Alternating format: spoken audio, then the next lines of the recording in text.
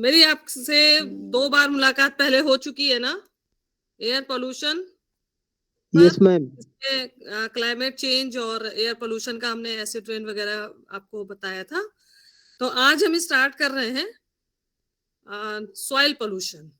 ठीक है, आपके कोर्स में जो आपका प्री पीएचडी का कोर्स है उसमें आपका सॉइल पोल्यूशन, वाटर पोल्यूशन और बायोडाइवर्सिटी ये मेरे पास है जो हमें आपको बताना है। तो हम आज सॉइल पोल्यूशन और वाटर पोल्यूशन ये दोनों हम आपको आज करा देंगे। ठीक है, yes. First of all start land pollution. Land और सॉइल पोल्यूशन, लैंड और सॉइल में क्या डिफरेंस है, कुछ बताएंगे? स्टार्ट करें, लैंड और soil. Ma'am land broad area होता है और सॉइल फर्टिलिटी प्रोफाइल को बोलते हैं। हाँ, एक ये भी है। और ये जो लैंड जो होता है वो ह्यूज एरिया आपका जो होता है उसको हम लैंड बोलेंगे, है ना। और सॉइल में फर्टिलिटी से रिलेटेड रहता है, मिनरल्स वगैरह और सारी चीजें रहती हैं जिसमें ह्यूमस, ह्यूमिफिकेशन वगैरह आता है आपका, है ना, मिनरलाइजेशन आता है। तो that is known as soil. तो जब इसका कंटेंट कम हो जाता है, इसका टेक्सचर कम हो जाता है, इसकी कंडीशनिंग कम हो जाती है सॉइल की, तो वहां पर हम स्टार्ट होता है हमारा सॉइल पोल्यूशन। और वो भी उसका भी रिस्पॉन्सिबिलिटी हम ही लोगों की है ना, क्योंकि कोई भी पोल्यूशन हुआ है वो हम ही लोगों से ही हुआ है। तो रिस्पॉन्सिबल जो है वो हमारा मैन ही है। तो यहाँ से हम स्टार्ट करते हैं। ठीक है, ओके। आप अपने माइक्रोफोन चाहे तो क्या कहते हैं ऑफ कर लीजिएगा, क्योंकि जो है इसमें थोड़ा बीच में डिस्टर्ब हो जाता है ना। Okay, yes ma'am. या the problem of the soil pollution differ from air water pollution in respect that the pollutant remain in direct contact with soil for relatively longer period। जो सॉइल में तो आती नहीं है, ये हम मान के चलते हैं। सॉइल की जो सॉइल पोल्यूशन जो है वो काफी समय से क्या कहते हैं टिप्ड होता रहता है, वाटर से आए या आपका एयर पोल्यूशन से आए, एसिड रेन से आए, किसी भी सोर्स से आपका जितना भी इम्प्योरिटीज आके मिलती हैं, तो वो सारी सब मिला के जो डायरेक्ट कांटेक्ट में आपके सॉइल के आती हैं, बहुत समय लंबे समय तक रहती हैं, तो वो हमारी सॉइल पोल्यूशन की प्रॉब्लम को क्रिएट करती हैं। The wide spread industrialisation and increasing consumption have changed the very complexion of the soil. बहुत सारा हमारा अब जैसे बढ़ता चला जा रहा है, इंडस्ट्रियलाइजेशन है, कंजम्पशन है, और जो सॉइल का कॉम्प्लेक्शन है, ये सब जो है वो आपका चेंज होता चला जा रहा है। Thus, the soil is getting heavily polluted day by day by toxic material and dangerous main organism which enter the air, water and food chain। सबसे ज्यादा जो है जितना हेवीली आपका जो हैवी, एक तो मेटल्स कह सकते हैं आप, टॉक्सिक मटेरियल, केमिकल्स वगैरह आ जाते हैं। जो हमारे मेन ऑर्गेनिजम्स हैं, ये हमारे इसमें जो है जितना ज्यादा सॉइल में मिलते चले जा रहे हैं, जिससे क्या होता है कि उसका जो टेक्सचर है सॉइल का वो चेंज होता चला जा रहा है। तो उसमें हमारा वाटर का भी है, एयर का भी है, ये सारी चीजें जो है वो टिप्ड होती हैं सॉइल में जाके, और वहां से और फूड चेन में भी उसी के थ्रू फूड चेन में जाती है, क्योंकि वो प्लांट्स जो है वो सॉइल से रिलेट कर रहे हैं और वहां से हमारे पास आ रहा है, फिर से वो क्या कहते हैं आपका सॉइल में जा रहा है। तो वो एक साइकिल जो वो एक बन रही है, वो जो है पूरी की पूरी जो है वो पोल्यूशन से रिलेट हो जाती है। For all this man is the original and the basic pollutant responsible for pollution hazards and toxic effects. इसमें सारे जो है आपके पूरे मेन जो प्रॉब्लम जिसमें जो आती है सॉइल में, वो सभी हमारे जितने भी बेसिक पोल्यूटेंट्स हैं, जितना भी आपका जो वाटर का है, एयर का है, कुछ भी हम ले सकते हैं, वो सब जो है हमारा क्या कहते हैं टॉक्सिक इफेक्ट्स डाल रहा है और बहुत ही भयावह एक रूप आ रहा है इसमें। तो these are the main sources, soil pollution के मेन जो सोर्सेज हैं, उसमें आपका ये these sources industrial waste, urban waste, radio active pollutant, agricultural practices, chemical and metallic pollutants, biological agents, mining, resistant objects and soil sediments. इसमें industrial waste है जो हमारे इंडस्ट्रीज वगैरह से निकलता है, अर्बन वेस्ट है जो हमारे शहरी कूड़ा जिसको कहते हैं हमारा, है ना, जिसमें डोमेस्टिक और क्या कहते हैं आपका सीवेज सिस्टम से जितना वो है वो आपका वेस्ट आ जाता है। रेडियो एक्टिव पॉल्यूटेंट्स हैं, जहां पे ये जो लॉन्च किए जाते हैं रॉकेट वगैरह सैटेलाइट वगैरह जो लॉन्च किए जाते हैं उसमें रेडियो एक्टिव एलिमेंट्स का यूज किया जाता है, तो these are the radio active pollutants. Agriculture practices आजकल क्योंकि मॉडर्न एग्रीकल्चर सिस्टम आजकल जो यूज जो हो रहा है जिसमें बहुत ही फर्टिलाइजर का यूज हम लोग करते हैं, सॉइल कंडीशनिंग के लिए यूज करते हैं, है ना, फ्यूमिजेंट वगैरह यूज करते हैं, फंजीसाइड है, पेस्टिसाइड है, उसकी जो क्या कहते हैं आपकी क्रॉप की यील्ड को बढ़ाने के लिए जो हम केमिकल्स वगैरह यूज करते हैं, तो these are the agricultural practices. Chemical and metallic pollutants, जो हम केमिकल और मेटालिक पॉल्यूटेंट्स में आपका जितने भी केमिकल्स हैं, क्योंकि इनमें सभी में फर्टिलाइजर वगैरह है जो केमिकल फर्टिलाइजर है उनमें सभी में केमिकल्स का यूज किया जाता है, पेस्टिसाइड, इंसेक्टिसाइड, वीडीसाइड, इन सब में भी हमारा केमिकल का यूज है। And next is the biological agent. Biological agent में हम जितना भी लिविंग फॉर्म है वो बायोलॉजिकल एजेंट है। माइनिंग है जो हमारे सरफेस माइनिंग है, स्ट्रैप माइनिंग है, वो भी हम आपको ये पूरा एक थोड़ा सा एलोबरेट करेंगे। फिर रेजिस्टेंट ऑब्जेक्ट है और सॉइल सेडिमेंट्स है, जितना भी सॉइल से रिलेटेड सारी चीजें। तो ये आपका सॉइल पोल्यूशन में देखिए एसिड रेन, जो हमने आपको पहले भी बताया था कि एसिड रेन जो इंडस्ट्रीज से, ऑटोमोबाइल से जो जितना भी क्या कहते हैं जो ऑक्साइड्स निकल रहे थे, नाइट्रोजन के ऑक्साइड और सल्फर के ऑक्साइड, जो आपके क्या होता था वाटर के ड्रॉपलेट से, मॉइस्चर से, एटमॉस्फेयर के मॉइस्चर से मिलता था तो HNO3 और H2SO4 का फॉर्मेशन होता था, तो वो एसिड रेन के थ्रू वो आकर सॉइल में टिप्ड हो जाता है और वहां पर उसकी जो सॉइल का पीएच है वो या तो कम, जो एसिड रेन होगी तो उसका पीएच जो है वो कम हो जाता है, वो 3 to 5 आ जाता है। तो पीएच की वैल्यू जब आपकी 3 to 5 आ जाएगी तो प्लांट की फिजियोलॉजी भी वो जो है वो चेंज हो जाती है और उतने क्रॉपिंग उतनी क्या कहते हैं अच्छे से नहीं हो पाती है और प्लांट की ग्रोथ अच्छे से नहीं होती है, उसमें सीड का फॉर्मेशन, फ्रूट का फॉर्मेशन वो भी एक प्रॉपर वे में नहीं हो पाता है। तो एक ये मेन सोर्स बन जाता है कि हमारा, और या तो हमने बहुत ज्यादा फर्टिलाइजर डाला है, केमिकल का यूज किया है ना, या ड्रेनेज सिस्टम जो है हमारा, जो भी फ्लुएंट वगैरह है कहीं से भी इस फैक्ट्री वगैरह से आ रहा है वो एग्रीकल्चर फील्ड तक जा रहा है, फैक्ट्री से नहीं भी आया है, या आपका ये मान के चलिए कि जो ड्रेनेज है आपका घरों से निकलता है वो भी सब यदि उसके थ्रू जा रहा है तो एग्रीकल्चर फील्ड में जा रहा है, तो वहां पर भी वो एक पोल्यूटेड क्या कहते हैं वाटर की फॉर्म में जा रहा है, तो वहां पे हम जो वाटर का जो पोल्यूशन होता है उसको भी हम एक ये कह सकते हैं। उसमें इंसेक्टिसाइड और हर्बिसाइड वगैरह या वीडीसाइड इस तरह के केमिकल्स वगैरह हम डालते हैं, तो वहां पर भी वो सॉइल का पोल्यूशन हमारा क्रिएट होता है। ये देखिए and the next slide, soil pollution by industrial. इसको जो हमने आपको सारे वो जो सोर्सेस लिखवाए थे उन सोर्सेस में हमने थोड़ा थोड़ा लिया हुआ है, क्योंकि आप तो सारा कुछ MSc पे लेवल पे आप पढ़ चुके हैं, उसको आपका एक क्या है ये क्लासेस आपकी इस तरह हो रही है कि आपका एक रिपीट हो जाए, तो वो रिपीटिशन के लिए मेन वो है। तो number 1 soil pollution by industrial waste.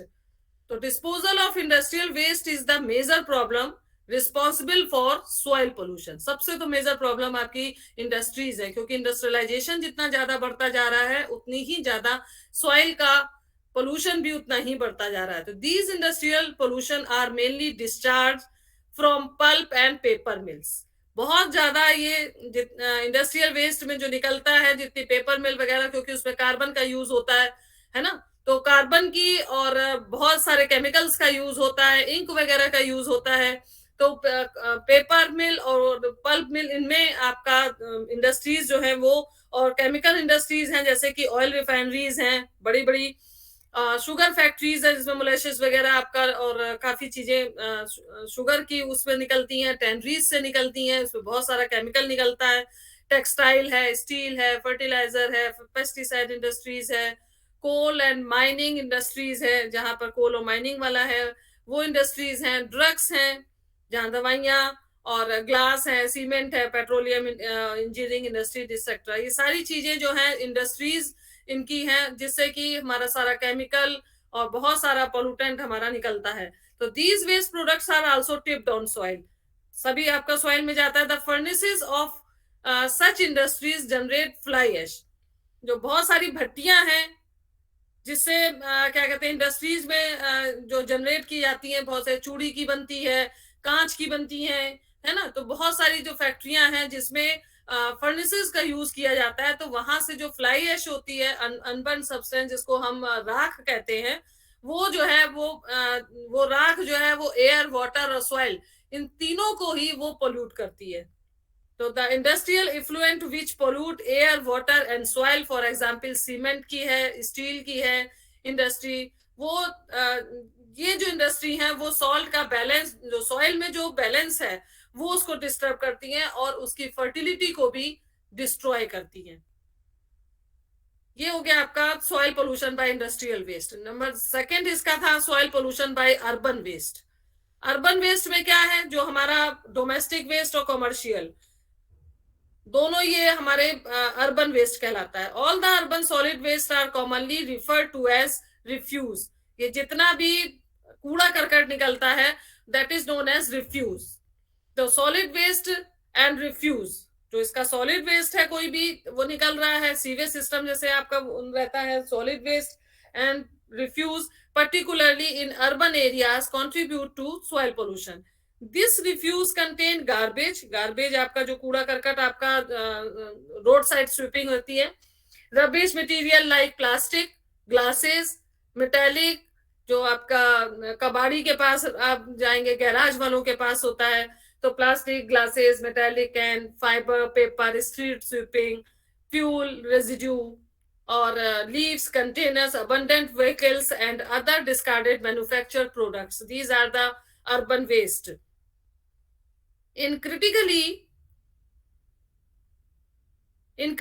polluted cities like Bombay, Calcutta, Kanpur, Madras, Chennai, about 4,000 tons of waste material collects in a day, and for its disposal to the dumping site about 1,000 bogies are used. Urban domestic waste reportedly from the industrial waste can be dangerous. बहुत सारे जो हमारी जितने भी metropolitan cities हैं, बॉम्बे, कलकत्ता, कानपुर, चेन्नई, इसमें 4,000 ton तक का जो वेस्ट मटेरियल डेली कलेक्ट होता है, जिसमें कि 1,000 बोगीज जो है वो यूज होती है, जो कूड़े की गाड़ियां निकलती हैं।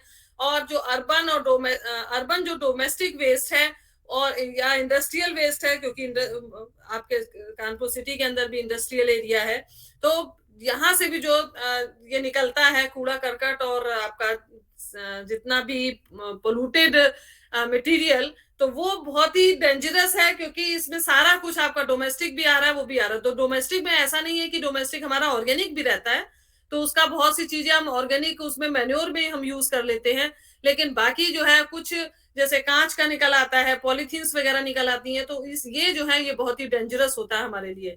तो this is so because they can not be easily degraded, क्योंकि ये जल्दी से डिग्रेड नहीं होता, तो इस वजह से ये सबसे ज्यादा पॉलीथीन वगैरह है और बहुत से आपके केमिकल्स हैं जो डिग्रेड नहीं होते, तो उनका मेन एक क्या कहते हैं सॉइल पोल्यूशन के में बहुत इंपॉर्टेंट रोल आ जाता है।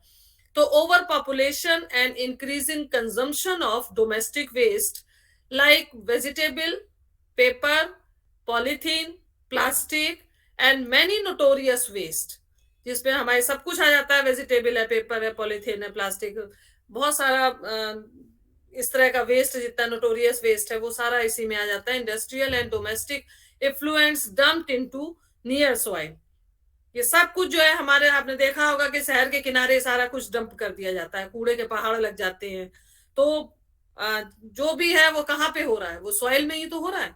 सॉइल की ऊपरी जो आपकी सरफेस है, जो टॉप सॉइल होती है जिसपे फर्टिलिटी होती है, वहां पर ये डंप कर दिया जाता है, और वहां पे कितना सारा मेटल है, कितनी सारी क्योंकि मेटल इंडस्ट्रीज भी हैं, वहां से भी केमिकल इंडस्ट्रीज हैं, इन सब से भी वो वहां पर टिप्ड होता है। तो शहर के किनारे जितना भी आप देखते होंगे कि कूड़े के ढेर लग जाते हैं, तो it is extremely harmful and toxic and contain poisonous gases with partially decomposed organic material, especially food remnant, बचा हुआ हमारा खाना पीना जो होता है ना, फूड रेमिनेंट वेजिटेबल है, टॉक्सिक हाइड्रोकार्बन है, and pathogenic microbes, many of which can be disease causing. ये सब जो है क्या कहते हैं, बीमारियों की जड़ बन गए हैं, ये आपके इसको कह सकते हैं कि डिजीज कॉजिंग है ये। तो pollution concentration have to be a greater extent contributed to soil pollution problem in India. And the next is the radioactive pollutant. Radio pollutants हमने आपको बताया था कि जितना भी हम यूज करते हैं न्यूक्लियर पावर प्लांट में, है ना, कि इन सब सारी चीजों में, सैटेलाइट में, लॉन्चिंग में, तो हमारा वो रेडियो एक्टिव पोल्यूटेंट होता है। तो radio active substance resulting from explosion of nuclear devices, atmospheric fallout from nuclear dust, and radioactive waste penetrate the soil and accumulate there, creating land pollution. क्योंकि ये एक ह्यूज, हमने आपको पहले भी बताया था कि लैंड का मतलब है वो बहुत बड़ा एरिया जो होगा, that is known as land. तो क्योंकि आपका जितना भी रॉकेट कोई लॉन्च हो रहा है, या आपका सैटेलाइट लॉन्च हो रहा है, या कोई भी न्यूक्लियर पावर प्लांट आप कहीं भी बन रहा है, तो वहां पर क्योंकि एरिया वो बहुत बड़ा होता है, कई एकड़ जमीन, 1000 आपका एकड़ जो है वो जमीन, आपकी जो सॉइल है वो आपकी हम लोग लेते हैं, तो that is known as the land. तो it also known as land pollution. तो radionuclides of radium, thorium, uranium, isotopes of potassium 40, वैसे potassium 39, 38 and potassium 40 and carbon 14, carbon 12 की जगह कार्बन 14 आर आइसोटोप्स है, ये are very common in soil, rock, water and air. Soil erosion, not erosion, soil erosion, and heavy rains carry away the deposited strontium 90 with the silt and clay. All these radionuclides deposit on the soil emits gamma radiation. तो वहां से जो है जितना भी है वो gamma radiation का, स्ट्रोंशियम 90 जो है क्या कहते हैं, वो आपका सिल्ट और क्ले उसमें जो है डिपॉजिट होता है, और रेडियो न्यूक्लियाइड जो होता है, तो ये जितने हैं वो गामा रेडिएशंस का इमिशन करते हैं। फिर next one is the agriculture practices. हमने आपसे कहा था एग्रीकल्चर प्रैक्टिसेस, क्योंकि मॉडर्न आपका एग्रीकल्चर है, तो जितना भी मॉडर्नाइज हो गया, तो इस वजह से बहुत सारी चीजें आपकी एडवांस टेक्नोलॉजी आ गई है, तो बहुत सारी चीजें आपकी ऐड हो गई है पहले से। क्योंकि पहले जो एक परंपरागत खेती जिसको हम कहते थे ट्रेडिशनल, वहां पर आपका गोबर की खाद यूज करते थे, वर्मी कंपोस्ट यूज किया जाता था, और क्या कहते हैं, जो जानवर होते थे, क्योंकि पहले जानवर पाले जाते थे, तो जानवरों के यदि उनकी डेथ हो जाती थी तो वो ऐसे खेतों में डाल दिए जाते थे, जिसका चील कौवे जो है भोजन वो करते थे, और बाकी जो उसकी बोन्स वगैरह थी तो वो उसी में ही सॉइल में ही हो जाती थी, जिससे फास्फोरस का वो क्या कहते हैं उसको सॉइल को मिल जाती थी। तो मतलब ये एक जब नया मॉडर्नाइज वो आया, तब यहाँ पर क्या हुआ कि जो जो एग्रीकल्चर प्रैक्टिसेस थी वो भी उसकी वजह से भी सॉइल का पोल्यूशन भी बढ़ा। तो modern agriculture practices pollute the soil to a large extent. Today, with advancing agrotechnology, huge quantity of fertilizer, pesticide, herbicide, weedicide, and soil conditioning agents are employed to increase the crop yield. हमने अपनी पैदावार को बढ़ाने के लिए इन सारी चीजों का प्रयोग किया, जिसकी वजह से वो क्या कहते हैं, आपका शुरुआत में तो आपको अच्छे से खेती में बहुत सारी चीजें मिल गई, लेकिन वो धीरे धीरे जो है वो डिग्रेड करती गई, और उसमें केमिकल्स और मेटल्स की जो है वो क्वांटिटी उसमें बढ़ती चली गई। ठीक है, तो नेक्स्ट है, many agriculture land have now excessive amount of plants and animals waste which are posing soil pollution problem.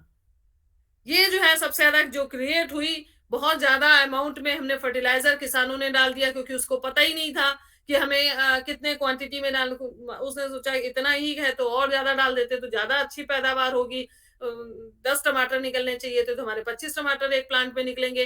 तो उसने उस सोच से, या उसने अपने उतना वो पढ़ा लिखा नहीं था, तो उसने अपने हिसाब से उसने डालना शुरू किया। तो क्या हुआ कि वो जो लैंड होती थी, जो सॉइल वहां की होती थी, तो वो धीरे धीरे बैरन लैंड होने लगी। है ना, उसमें केमिकल्स का जो थी वो काफी मात्रा में केमिकल्स जो है वो बढ़ते गए. Soil erosion containing mostly inorganic chemicals are reported to cause soil pollution. तो soil erosion, क्योंकि यहाँ एक जगह से दूसरी जगह पर जब soil उड़ के जाती है ना, तो वहां पर भी जो काफी इनऑर्गेनिक जो केमिकल्स है तो यहाँ से वहां पर ट्रांसफर हो जाते हैं. और दूसरी एक जगह से यदि जा रही है, यदि वहां की टॉप सॉइल बहुत अच्छी है तो वो वहां से रिमूव हो जाती है टॉप सॉइल, और टॉप सॉइल में ही फर्टिलिटी सबसे ज्यादा होती है, तो वो वहां से रिमूव होके दूसरी जगह चली जाती है. तो these cause the soil pollution. ठीक है. नंबर फर्स्ट, इसमें जो है जो एग्रीकल्चर प्रैक्टिसेस में हम लोग सबसे पहले सबसे ज्यादा क्या डालते हैं, फर्टिलाइजर. फर्टिलाइजर का सबसे ज्यादा यूज किया जाता है ना. तो यहाँ पे सॉइल पोल्यूशन में nowadays agriculture practices rely heavily on artificial fertiliser. Artificial fertiliser ही हम लोग बनाते हैं, यूरिया है और बाकी सारी चीजें जो केमिकल से बन रहा है. कोई नेचुरल फर्टिलाइजर नहीं है ये हमारा, ऑर्गेनिक फर्टिलाइजर नहीं है हमारा. तो विच जनरली कंटेन्स वन और more of the plant nutrient NPK, nitrogen, phosphorus and potassium. हमें तीन ही जो है सॉइल में सबसे ज्यादा चाहिए, प्लांट्स को भी इन्हीं की ज्यादा जरूरत होती है. तो इसमें जो बैलेंस होना चाहिए वो NPK का बैलेंस होना चाहिए. जो जब ये बैलेंस हमारा डिस्टर्ब होता है तो creating pollution problem and arise mainly from their excessive application rates. या इसकी बहुत ज्यादा मात्रा हो तो भी एक वो है, हमें इसमें बैलेंस में ही चाहिए, तो उतना ही अच्छी हमारी जो है वो क्रॉप होगी. Although the fertilizers are used to fortify the soil, yet they also contaminate the soil with their impurities.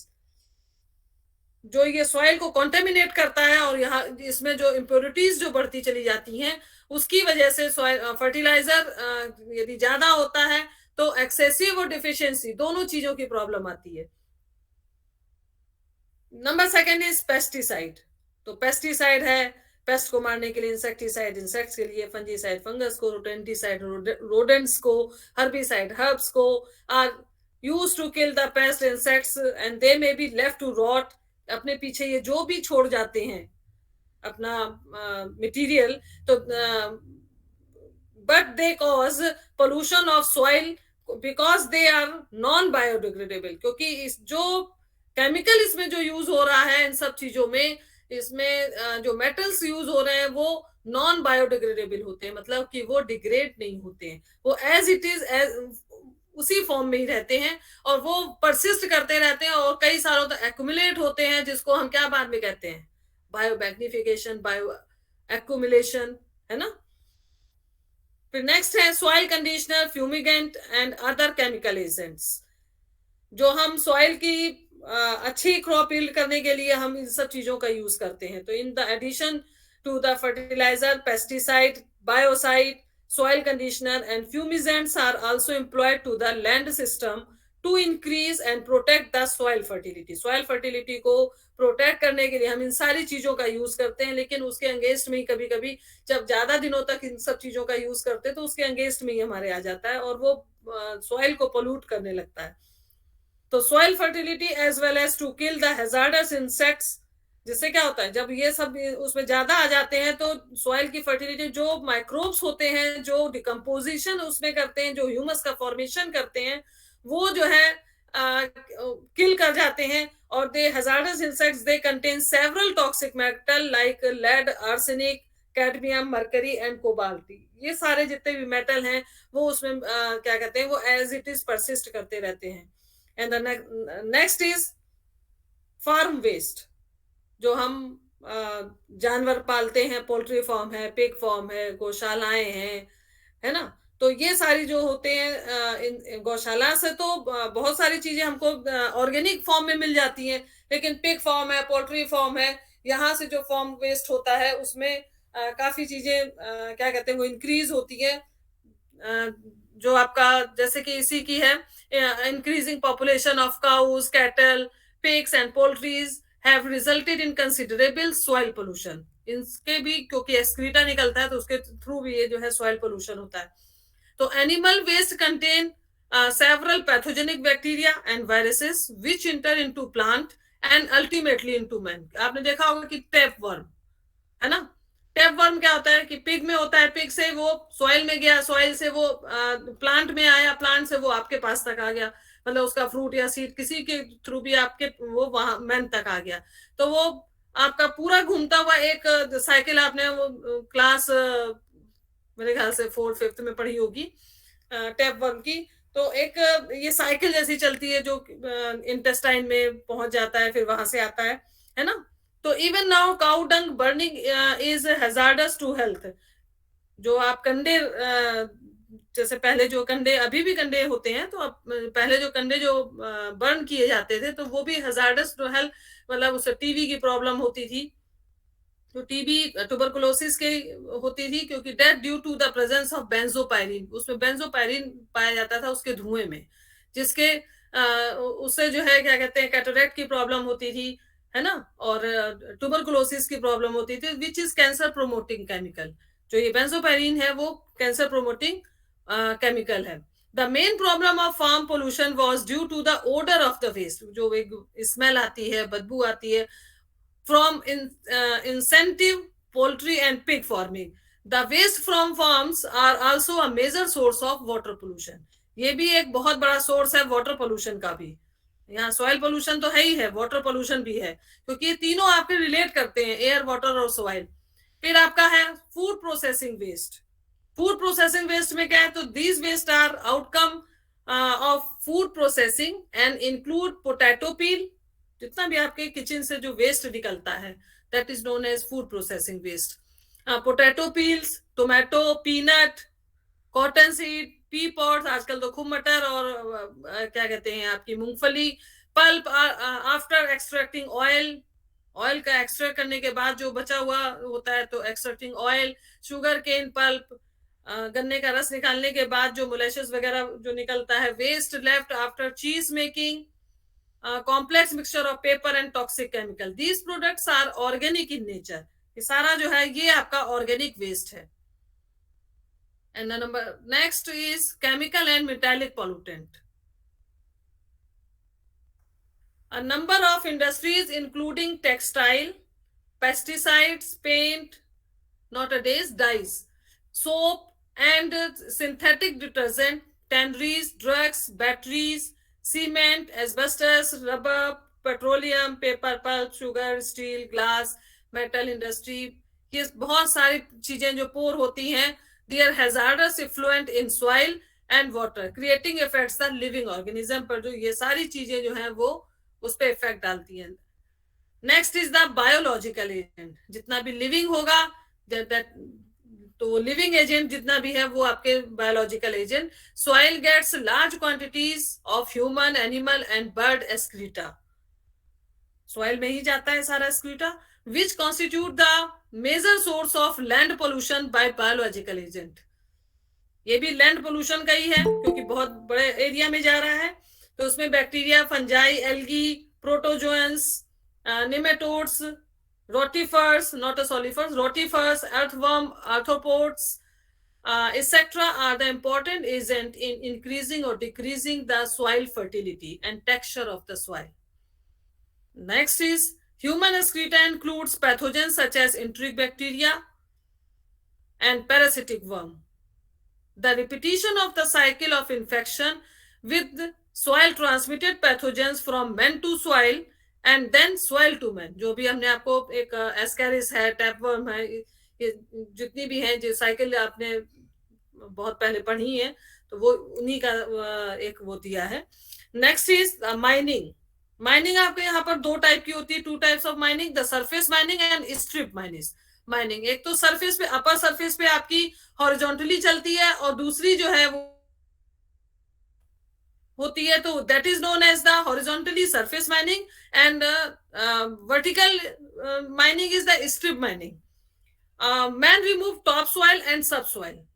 इसमें क्या होता है, माइनिंग में आपकी टॉप सॉइल और सब सॉइल जो है वो रिमूव हो जाती है, तो this leaves deep salts in the earth. The uncontrolled mine fires में also destroy and productivity of certain land areas permanently. वो परमानेंटली जो है वो आपका जो एरिया है वो सॉइल का, उसकी डिस्ट्रॉय हो जाती है प्रोडक्टिविटी, और जितना भी जो माइन में जैसे आग लग जाती है ना, जैसे फॉरेस्ट में आग लग जाती है, उस तरीके से मतलब वो एरिया जो है वो पूरा फॉरेस्ट में लगती है, तो वहां पे दोबारा से मतलब क्या कहते हैं आपको फॉरेस्ट जो है उगा दिया जाता है। लेकिन यहाँ पर ये चीज नहीं होती है, क्योंकि यहाँ पे जो सॉइल की फर्टिलिटी है वो पूरी तरह से रिमूव हो गई है ना। Then mining leads to loss of grazing and fertile land, soil erosion from waste dumps, sedimentation, danger to aquatic life, damage to flora and fauna, as well as water and soil pollution. And the next is resistant object. क्या होते हैं resistant object? जो आपके जितना भी बेकार की सारी चीजें होती हैं, तो large resistant object such as cans, plastics, tyres, ये सब आपका सिटी के अंदर जितना भी निकलता है, polythenes, metallic junk and even old car, पुरानी आपके गैराज के पास हमने आपको जो बताया था, these are the resistant object. Refrigerator, washing machine जितनी भी पुरानी है, डंप है ना वो, etcetera, when dumped into the nature destroy the beauty of the landscape। तो ये ऐसी जगह पे डंप कर दी जाती है, तो वो क्या करती है, वो ब्यूटी भी खराब कर रही है उसकी, सॉइल की। सॉइल क्या मतलब? लैंड की। And last one is the soil sediment. तो soil sediment refers to the depositor of trace element of और मेटल, है ना। जो ट्रेस एलिमेंट है जैसे कि मरकरी है, एस्बेस्टस है, nickel, copper, cobalt, chromium, these are the soil sediments। तो soil itself become a spectacular pollutant when excessive amount of the soil soil particles। The pollution by sediments affect the environment in the following manner। Number one is the suspended sediment is usually eroded topsoil and it is most fertile portion of the soil। वो तो आपको पता ही है कि top soil is the most fertility, having most fertility। and the number second is the sediments pose several ill effects। they reduce amount of sunlight available of aquatic plants। and the next is the loss of soil fertility, है ना। अभी तक जितना भी soil का pollution से relation था, तो वहां से अब सबसे ज्यादा क्या इसमें इफेक्ट हो रहा है, जो फर्टिलिटी है, वो सॉइल की फर्टिलिटी जो है वो लॉस हो रही है। तो loss of the soil fertility, ठीक है। तो several factors are known to govern the fertility of soil. Some of the important factors are discussed below. Number one, as a result of cropping a large amount of organic matter and soil minerals are removed, and if the normal cycling of mineral element is retarded, loss in soil fertility may result। हम कोई भी cropping करते हैं, बराबर हम कोई भी cropping कर रहे हैं, तो उसमें वो जो ऑर्गेनिक मैटर है, जो उसका सॉइल के मिनरल्स हैं, वो नॉर्मल साइकिल है, तो उसमें क्या होता है, वो धीरे धीरे वो जो मेटल्स होते हैं, एलिमेंट्स होते हैं, वो कम होते चले जाते हैं, रिटार्ड होते चले जाते हैं। तो वो जो है बराबर जो क्रॉपिंग होती रहती है, हम नॉर्मल साइकिल मतलब एक नॉर्मल एक उसमें ले रहे हैं, तो उससे क्या होता है कि वो एलिमेंट्स उसमें कम होते आ रहे हैं, जैसे नाइट्रोजन कम हो गया, फास्फोरस कम हो गया, पोटेशियम कम हो गया, तो वो जो है फर्टिलिटी जो है उसकी सॉइल की वो कम होती चली जाती है। तो इसको एक मेन कॉज ये भी होता है। तो soil erosion can cause tremendous loss of soil nutrient from the top soil, क्योंकि टॉप सॉइल में ही सारा एलिमेंट्स वगैरह होते हैं और आपके मिनरल्स वगैरह होते हैं, जिसमें ह्यूमिफिकेशन होता है।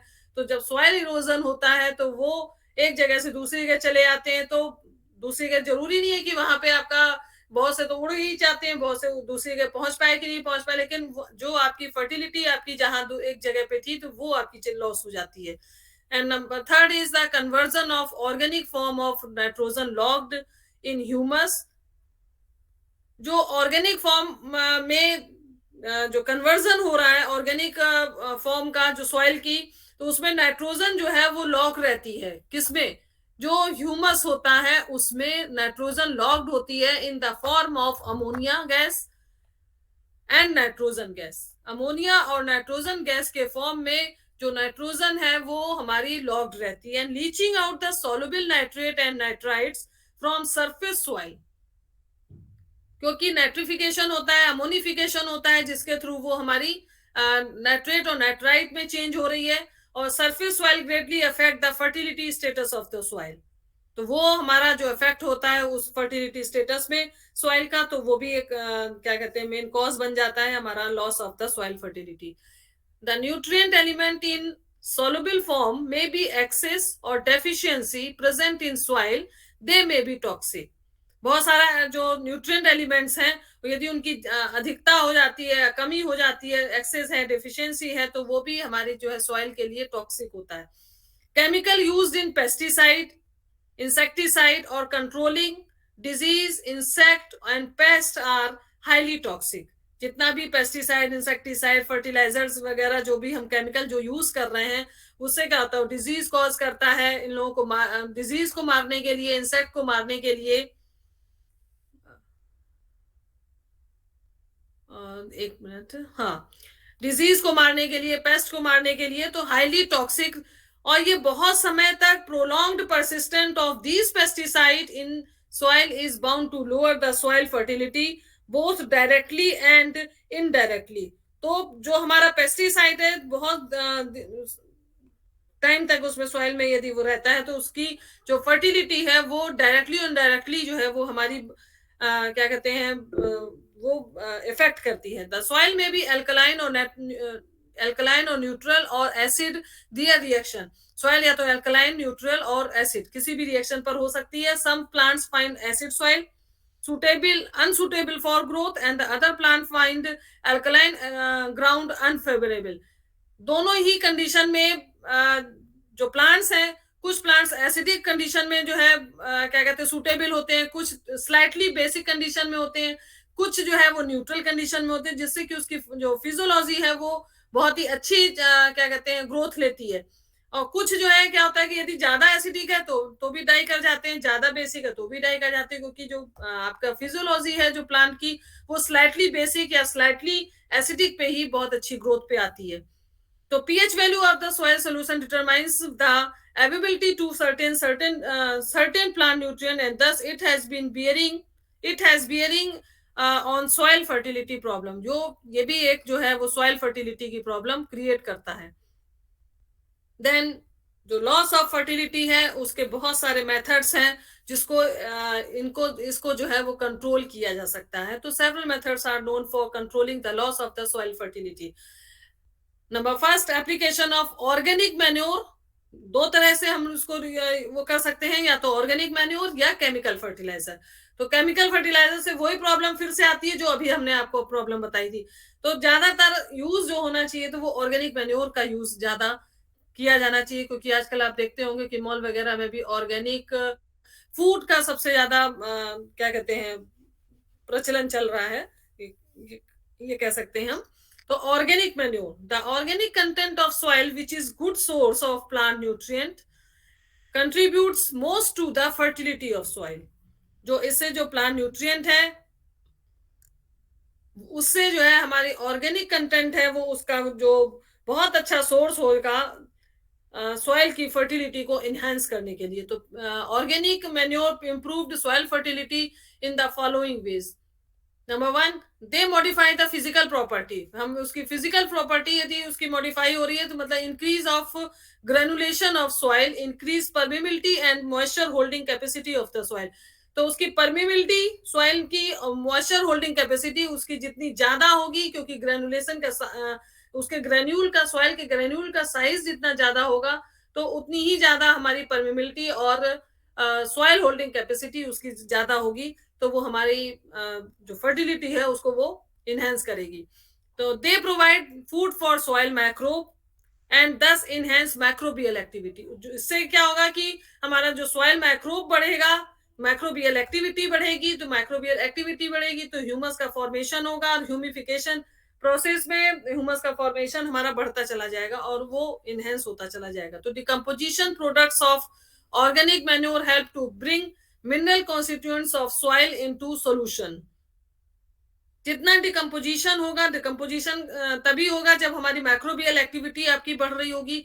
तो जितना डिकम्पोजिशन होगा ऑर्गेनिक मैटर का तो उतनी ऑर्गेनिक मैन्योर हमारी जो है प्रोसेस में आएगी और उससे जो मिनरल्स हैं, कॉन्स्टिट्यूएंट है जो सॉइल का वो जो सॉइल सोल्यूशन जो है वो हमारा उतना ही क्या कहते हैं फाइन हमारा बनता चला जाएगा। तो then they improve physico chemical properties of soil such as cation exchange and buffering action. हमारी जो फिजिको केमिकल प्रॉपर्टी है वो इम्प्रूव होगी सॉइल की, कैटायन एक्सचेंज अच्छा होने लगेगा क्योंकि ग्रेन्यूल्स का साइज बढ़ रहा है, परमेबिलिटी बढ़ रही है ना, तो उसमें एक्सचेंज कैटायन एक्सचेंज है, बफरिंग एक्शन है, ये भी हमारा इंप्रूव हो जाएगा। तो organic manure are several kind some of which are discuss below. जो ऑर्गेनिक मैन्योर है इसके भी बहुत सारे प्रकार हैं, इसको कह सकते हैं हम, जिसमें हमारा farm yard manure, farm yard मतलब जो फार्म से आपका जितना भी वेस्ट निकल रहा है ना, एक्सक्रीटा निकल रहा है, लिक्विड है या सॉलिड है, तो वो जो है हमारा फार्म यार्ड मैन्योर कहलाता है। तो solid and liquid excreta this not a dining dung, गोबर and urine of all farm animals are termed farm yard manure, उसको हम फार्म यार्ड मैन्योर कहते हैं। दे आर रेडीमेड मैन्योर, ये हमारा बना बनाया मैन्योर है, जैसे गोबर की खाद है वो हमारे बनी बनाई खाद होती है ना। तो they are readymade manure and contains NPK, nitrogen, phosphorus and potassium.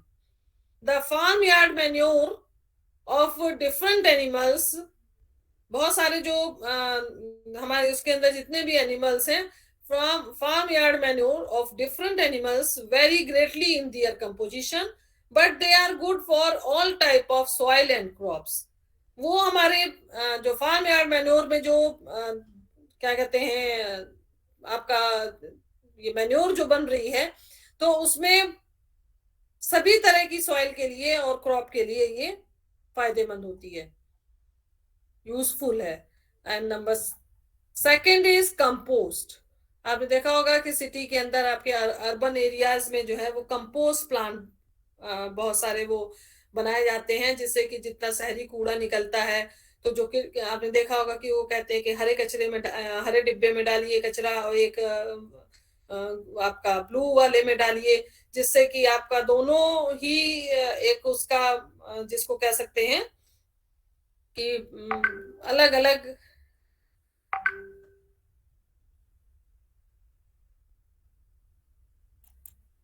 जिससे कि हम दोनों ही का क्या कहते हैं अलग अलग वेस्ट का हम डिकम्पोज कर सकें।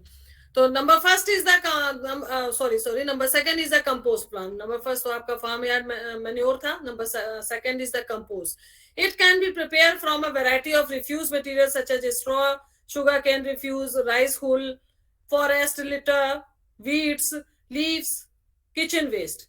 इसमें क्या होता है, इसमें कंपोस्ट प्लांट होता है जिसमें कि 6 से 8 मीटर तक लंबा और 1 से 2 मीटर तक चौड़ा और 1 मीटर गहरा, इतना बड़ा एक पिट बनाया जाता है। उस पिट में 30-30 सेंटीमीटर की लेयरिंग की जाती है, तो 3 लेयरिंग की जाती है 30-30 सेंटीमीटर की। उसमें आपका जितना भी किचन का जो वेस्ट है, जो आपका अर्बन किचन वेस्ट है, उसको जो है डाल दिया जाता है 30 सेंटीमीटर की जो आपकी वो बनाई है पहली लेयर, उसको फिर मॉइस्चर कर दिया जाता है काऊ डंग से और क्या कहते हैं यूरिन से, उसको जो है मॉइस्चर कर दिया जाता है। फिर उसके बाद दूसरी लेयर होती है, अब 30 सेंटीमीटर की हो गई, फिर दूसरी लेयर आपकी 30 सेंटीमीटर की होती है, फिर उसमें वो डाल दिया जाता है कूड़ा, उसके बाद उसको भी मॉइस्चर कर देते हैं डंग यूरिन से। फिर एक तीसरी लेयर होती है, फिर 30 सेंटीमीटर की, मतलब 30-30-30-90 सेंटीमीटर आपका हो गया। फिर 10 सेंटीमीटर जो आपका बच रहा है, उसमें आपकी जो मॉइस्चर एयर मॉइस्चर आपकी जो कवरिंग हो रही है वो एयर वो आपकी लेवल ले जाती है। तो इस तरीके से 3 जो है वो लेयरिंग हो जाती है। फिर इसमें 3 महीने के लिए इसको ऐसे ही एज इट इज छोड़ दिया जाता है, और इसमें जो है 3 महीने के बाद इसमें मिक्सिंग कर दी जाती है, फिर से एक बार मिक्स कर दिया जाता है और उसको फिर से उसकी कवरिंग, पूरे की कवरिंग कर दी जाती है, जिससे कि क्या होता है उसमें माइक्रोबियल एक्टिविटीज होने लगती है 3 महीने में, और खूब माइक्रोबियल एक्टिविटीज होती है, वो डिकम्पोज कर जाता है जितना भी मटेरियल होता है। जब वो डिकम्पोज कर जाता है तो धीरे धीरे वो खाद बनने लगती है, जिसको हम कहते हैं कंपोस्ट, उसको हम बोलते हैं कंपोस्ट, है ना। तो there are 2 type of compost. तो इसमें हमारी 2 तरह की कंपोस्ट होती है, farm yard compost. Farm yard compost में आपका एनिमल एक्सक्रीटा है और प्लांट रेजिड्यू, है ना। और नंबर सेकेंड है आपका टाउन कंपोस्ट। उसमें आपका किचन वेस्ट है और गार्बेज ऑफ टाउन। तो टाउन से निकला हुआ हमारे शहर का जो भी है उसका किचन वेस्ट है, और जो आपका सड़क के किनारे की स्वीपिंग और पत्तियां आती हैं जो गिर जाती है, लिटर हो जाती है, तो वो these are the garbage of town. Number third is, first था आपका farm yard manure, number second आपका कंपोस्ट, ये आपका ऑर्गेनिक है, सारा ऑर्गेनिक मैन्योर है। फिर number third is the green manure. एक आपका होता है ग्रीन मैन्योर। ग्रीन मैन्योर से मतलब है हरी खाद। जब आप क्रॉपिंग होती है, किसान जब क्रॉपिंग करता है तो उसमें दो रबी की फसल है ना, जायद की फसल है, खरीफ की फसल है, उसमें से वो एक बीच में क्या होता है, जो एक टाइम मिलता है उसको 2 महीने का, जो 1-1.5 महीने का टाइम मिलता है, उसमें वो खेत खाली पड़े रहते हैं। और जब वो खेत खाली पड़े रहते हैं तो उसमें वो लेगुमिनस है या नॉन लेगुमिनस है, वो वाली क्रॉप लगा देता है। जो वो वाली क्रॉप लगती है तो हम आपको बताते हैं इसमें। It is a practice of growing, plugging and mixing of green crop. इसमें क्या करते हैं, इसमें जो वो क्रॉप होती है उसको उगाते हैं, उगाने के बाद उसमें उसी में प्लग कर देते हैं, और उसी प्लग करने के बाद उसी सॉइल में मिक्स कर देते हैं। मतलब उससे निकलता कुछ नहीं है, उसी में कर देते हैं। कुछ उसके ऊपर की पत्तियां होती है जो जानवरों के खाने पीने के लिए यूज कर देते हैं, बाकी उसी में ही मिक्स कर देते हैं। तो वो क्या करता है, वो जो है वो सॉइल की फर्टिलिटी को बढ़ाता है और उसकी प्रोडक्टिविटी को बढ़ाता है। वो एक हरी खाद की तरह यूज होता है कि वो खेत में वो खड़ी रहती है, जानवरों के लिए थोड़ी यूज हो जाती है, और बाकी आपकी उसी में काट के उसी में मिला देते हैं, तो वो खाद की तरह यूज करती है। उसके बाद जो क्रॉपिंग होगी तो वो अच्छी क्रॉपिंग होती है। तो उसमें क्योंकि नाइट्रोजन की मात्रा है तो वो हमारी इनहेंस कर जाती है, तो जिससे बहुत सारा जो इफेक्ट होता है। और farm yard manure,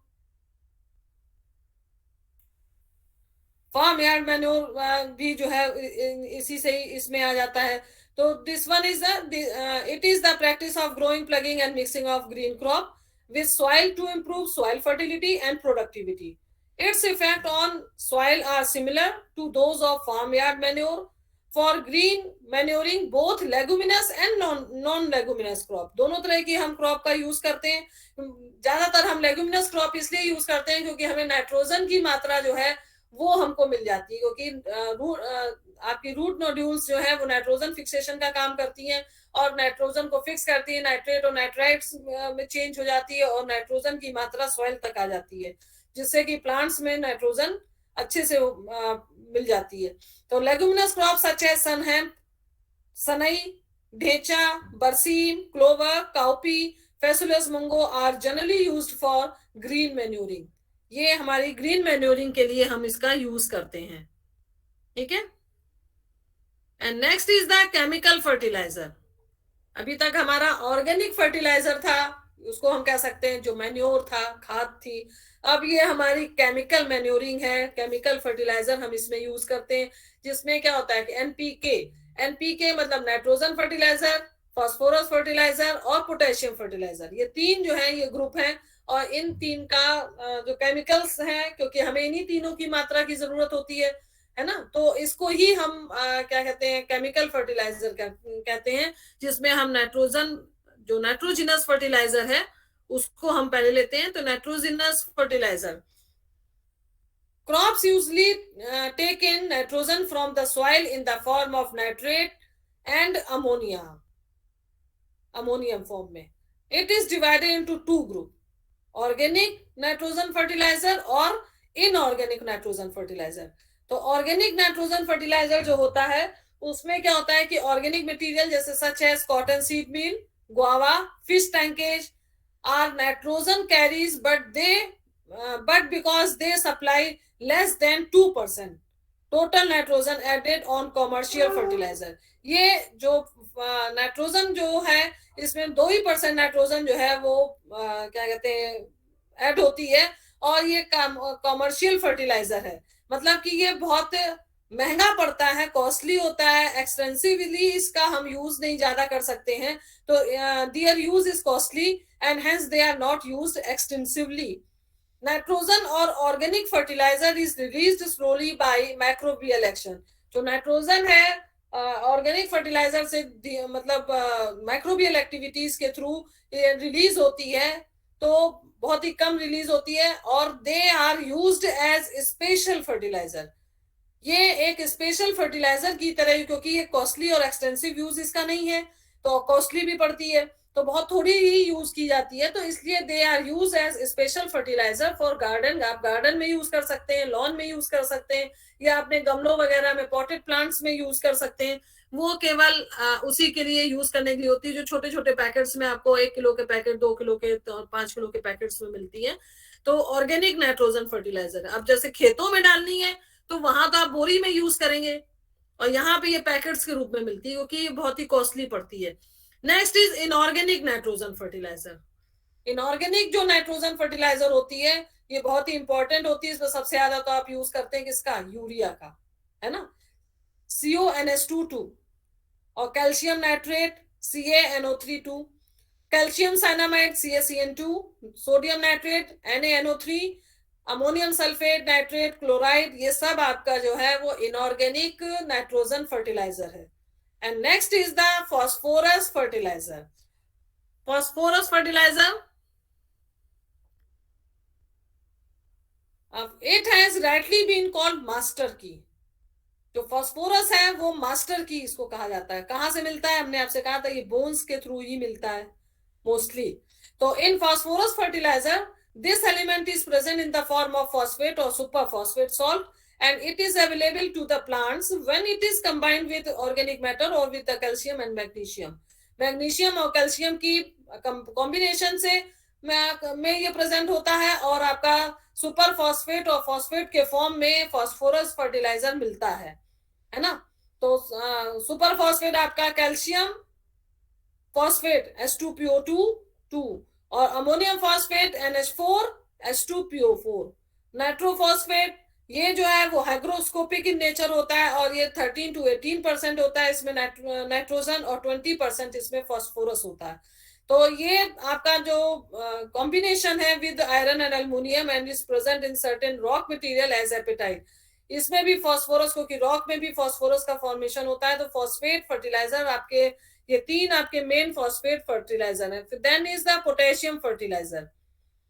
potassium fertilizer में these fertilizers are soluble in water, ये वाटर में soluble होता है। soil of arid and semi arid areas are generally well supplied with acid soil, usually need potassium fertilizer. जो acid soil होती है वहां पर पोटेशियम फर्टिलाइजर जो है वो बहुत नीड होती है उसकी, और more than natural and alkaline soil से, और because acid soil develop in the area of high rainfall. जो ये एसिड सॉइल होती है क्योंकि जहां पर आपकी बारिश ज्यादा होती है वहां पर ये पोटेशियम जो है, पोटेशियम और नाइट्रोजन वहां पर बहुत ज्यादा जरूरत है। आपने देखा होगा कि पिचर प्लांट किस लिए होते हैं? नाइट्रोजन के लिए, को लेने के लिए। पिचर प्लांट वो नाइट्रोजन के लिए क्या करते हैं?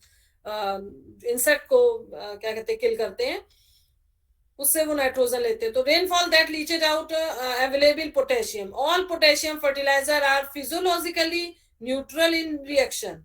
तो बहुत सारा क्या कहते हैं, जो जितने भी तरह के आपके पोटेशियम फर्टिलाइजर हैं वो न्यूट्रल जो है वो रिएक्शन होता है इसका। और some are as follows,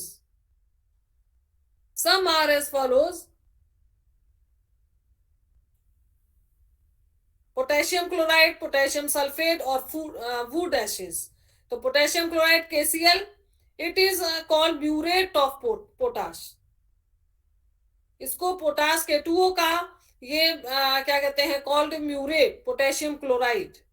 it continue 48 to 62% potash होता है इसमें। और पोटेशियम सल्फेट में पोटाश जो है वो 50% होता है। It is expensive fertilizer. जो पोटेशियम सल्फेट है वो 50% पोटाश लेता है, और ये भी एक्सपेंसिव है। फिर है आपका वुड एशेस, जो आपकी जो लकड़ियां जल जाती हैं तो उससे जो हमारा मैन्योर बनता है, तो it is used in the form of ash as a manure. Potassium occurs in the form of KCO3 and percentage of potash is from 2 to 6.5 suitable for alkaline soil। alkaline soil के लिए बहुत ही suitable रहता है। तो this one is the loss of the fertility and enhance the fertility in soil. तो वो आपका farm yard और आपका केमिकल और आपका कहते हैं ग्रीन मैन्योर, कंपोस्ट, ये सारी चीजें आपकी सॉइल से रिलेटेड थी. एंड जो आपका लॉस ऑफ द फर्टिलिटी है, इसके बाद क्या है आपका सॉइल डिग्रेडेशन. जो क्योंकि फर्टिलिटी जैसे उसकी कम होती है तो सॉइल क्या होती है, वो पूरी की पूरी तरह से डिग्रेड हो जाती है. तो that is known as soil degradation. तो it has been defined as a process that leads to decline in the fertility और future productivity capacity of soil as a result due human activity. Human activity से ही सारी चीजें relate कर रही हैं. आपका जितना भी पोल्यूशन है वो सारा कुछ आपका इसी से रिलेट कर रहा है. तो degrade soil which result in poor degrade soil which result in poor or no production are also called problem of soil. And soil degradation is a complex phenomenon derived by interaction between natural and socio-economic factors. The degradation of soil may be caused by the following factor. Following factor में आपके 3 factor हैं, physical factor, chemical factor and the biological. Physical में आपका सीधा सीधा आ जाता है कि आपकी जो सॉइल की फर्टिलिटी है किसी भी एजेंसी के थ्रू, या आपके टेम्परेचर है, या आपका सॉइल इरोजन है ना, इसके थ्रू किसी के भी हो रही है. तो loss of fertility top soil due to water और विंड इरोजन, वो हमारी हो गई physical factor. And number second is the chemical factor. Chemical factor में क्या है कि हमारा डिप्लीट कर रहा है न्यूट्रिएंट, है ना, टॉक्सिसिटी उसकी बढ़ रही है, एसिडिटी उसकी बढ़ रही है, एल्किनिटी बढ़ रही है, या वाटर लॉगिंग बढ़ रही है, तो जिससे कि हमारी सॉइल की जो फर्टिलिटी है वो डिग्रेड कर रही है. तो that is known as the chemical factor for the soil degradation. And next is biological factor. कोई भी लिविंग फैक्टर है, that is known as the biological factor, which affect the microflora and reduce the microbial activity of the soil. जो microflora जो है वो affect हो रहा है हमारा सॉइल, क्योंकि डिग्रेड हो रही है. तो हमारा सॉइल की फर्टिलिटी भी डिग्रेड हो रही है क्योंकि हमारी माइक्रोबियल एक्टिविटी जो है वो सॉइल में कम होती जा रही है, उसका माइक्रोफ्लोरा जो है वो अफेक्ट हो रहा है. That is known as the biological factor. Some other factors are deforestation, extensive cultivation, बहुत ज्यादा हमने कल्टीवेशन भी कर दिया, एंड मार्जिनल लैंड, बहुत किनारे तक हमने क्या कहते हैं मार्जिन उसके काट देते, तो जानवर है या किसान है, कुछ कोई भी है, तो वो वहां की क्रॉप जो है वो किनारे की वो भी सब चली जाती है. तो इम्प्रॉपर कल्टीवेटेड, प्रॉपरली हमारा कोई भी कल्टीवेशन नहीं हो रहा है ना. प्रॉपरली से मतलब है कि लाइक मोनोक्रॉपिंग, जैसे एक ही फसल को हम बार बार लगा रहे हैं, that is known as monocropping. ठीक है. पुअर मैन्योरिंग, हमने पूरी तरह से मतलब कोई भी अच्छे तरीके से खाद पानी उसको नहीं दिया है सॉइल को, तो that is known as the poor manuring. Misuse of fertilizer, बहुत ज्यादा हम एक्सेस में डाल रहे हैं या कम डाल रहे हैं फर्टिलाइजर का, तो this is the misuse और excess use of fertiliser. Excessive irrigation, या बहुत ज्यादा हमने सिंचाई कर दी है उसमें, है ना. ओवर ग्रोइंग, या हमने बहुत पास पास जो है वो क्रॉप को लगा दिया है, तो ओवर ग्रोइंग. एडवर्स वेदर, कभी कभी ऐसा भी होता है कि एडवर्स वेदर हो जाता है, पानी ज्यादा बरस गया, ज्यादा ठंड हो गई, ज्यादा गर्मी पड़ गई, है ना, बहुत सी चीजें होती हैं जिसमें एडवर्स वेदर हो गया. एंड माइनिंग में accelerate the process of the soil degradation. And this is the sorry land soil degradation. आपने देखा कि nutrient disorder, water logging, salinity, erosion and the biological degradation, ये आपका लैंड और सॉइल का डिग्रेडेशन का प्रोसेस. अब इसमें देखिएगा कि कॉजेज ऑफ सॉइल डिग्रेडेशन, क्या कॉज हैं सॉइल डिग्रेडेशन के. Nutrient disorder, water logging, salinity, erosion, biological degradation. Other causes, उसमें आपका extension of cultivation and marginal land, improper crop rotation, fertilizer misuse, overgrazing, mining, ये सब आपका जो हम आपको भी बता चुके हैं वो सारा है. Impact of soil degradation, Rakshit? Impact of soil degradation. Following degradation leads to reduction in crop yield in the affected land. जो भी हमारा सॉइल डिग्रेडेशन का क्या इफेक्ट पड़ रहा है, ये भी इम्पैक्ट है कि degradation leads to reduction in crop yield. हमारा जो क्रॉप है, क्रॉप की यील्डिंग है, वो कम होती चली जा रही है, लैंड इफेक्ट हो रही है. Number second, in extreme cases soil becomes unfit for cultivation, क्योंकि उसमें बहुत सारी चीजें नहीं है, तो जिससे कि वो कल्टीवेशन के लिए अनफिट है. Siltation of drainage, canals, river, reservoirs result in increased flood and droughts. तो सारा ये भी जो है आपका रिजर्वियर है, रिवर्स हैं, कैनाल्स हैं, ये भी जो है हमारा क्या होता है, इंक्रीजिंग करता है फ्लड्स और ड्रॉट्स का. And the farmers use more fertilizer input to compensate reduce soil productivity, while in other cases they use excess fertilizer, क्योंकि फार्मर्स जो हैं उनको हमने आपको पहले भी बताया था कि वो ज्यादा से ज्यादा यूज कर लेते हैं फर्टिलाइजर का, तो उसकी वजह से भी क्या कहते हैं, आपका सॉइल का डिग्रेडेशन आपका बढ़ता चला जा रहा है, जो आपकी बैरन लैंड होती चली जा रही है, ऊसर बंजर जमीन बनती चली जा रही है, क्योंकि ज्यादा एक्सेस में हमने फर्टिलाइजर का यूज कर लिया. तो एक वो भी एक मेन कॉज है. The rate of siltation is many water reservoir are significantly high. तो जो चट्टाने और उसका क्या कहते हैं, आपकी जो लैंड है वो धसकती चली जाती है, तो उससे भी एक वाटर रिजर्वियर बनते चले जाते हैं, कहीं बन जाता है, तो जिसकी वजह से भी आपकी सॉइल का है वो भी डिग्रेड करती जाती है. तो soil degradation has a several adverse impact on the environment. तो बहुत सारा एनवायरमेंट पे इम्पैक्ट पड़ता है. तो this one is the national wasteland development board NWDB जो है 1985 में ये बनाया गया था. इसमें 4 जोन बनाए गए थे, नॉर्थ, साउथ इंडिया और waste India and east India. तो ये सारा मतलब ये रिक्लेमेशन किया गया था रिवर्स को, ऊसर लैंड जो है एरिड जितना भी है, डिफोरेस्टेशन से हम इसको किस तरह कैसे मतलब बंजर जमीन को हम फर्टिलिटी उसकी बढ़ा सकें और वो उपजाऊ जमीन बनाई जा सके. तो इसके लिए एक नेशनल वेस्टलैंड डेवलपमेंट बोर्ड जो है वो स्थापित किया गया था 1985 में. तो आपका ये सॉइल पोल्यूशन जो था वो आज आपका ये हमारा खत्म हुआ. और अब नेक्स्ट जो हम ले रहे हैं वाटर पोल्यूशन. ठीक है, next one. Okay ma'am. Okay, या दिस वन. देखिए, soil pollution, water pollution and air pollution, इनका एक दूसरे से बहुत ही रिलेशन है, और सबसे ज्यादा वाटर और सॉइल का ज्यादा रिलेशन है. एयर का तो है लेकिन उतना परसेंटेज नहीं है जितना कि वाटर और सॉइल का परसेंटेज है ना.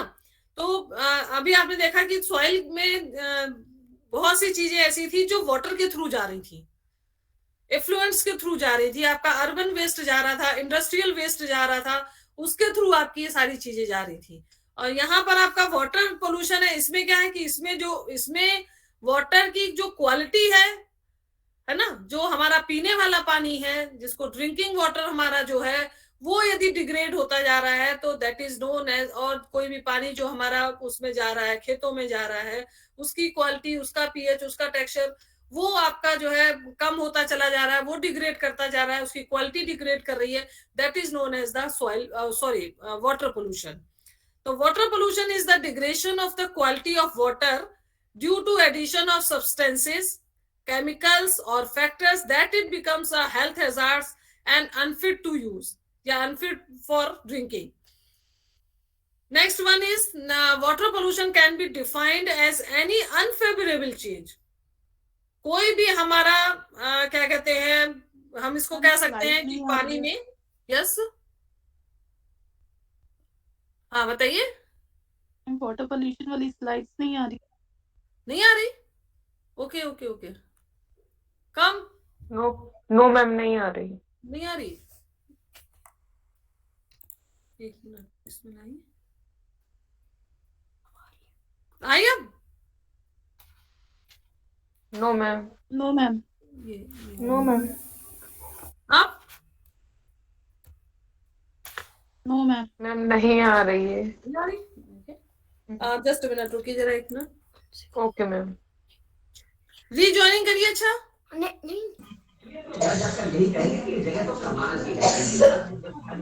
नहीं आ रही मैम स्लाइड। नहीं आ रही है।